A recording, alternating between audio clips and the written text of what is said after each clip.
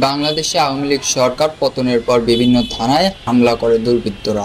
এমন সময় দেশের কল্যাণে হামলা, ভাঙচুর, লুটপাট প্রতিরোধে মাঠে নামে বাংলাদেশ সেনাবাহিনী, নৌবাহিনী এবং আনসার বাহিনী। খুলনা মেট্রোপলিটন এর অধীনস্থ খুলনা থানা সহ কয়েকটি থানায় নিরাপত্তা নিশ্চিত করতে থানায় উপস্থিত রয়েছে বাংলাদেশ সেনাবাহিনী। এ সময় সেনাবাহিনী কর্তৃক একজন চোরকে আটক করা হয় এবং কয়েকদিন ধরে জব্দকৃত চুরি হওয়া মালামাল উদ্ধার করা হয়।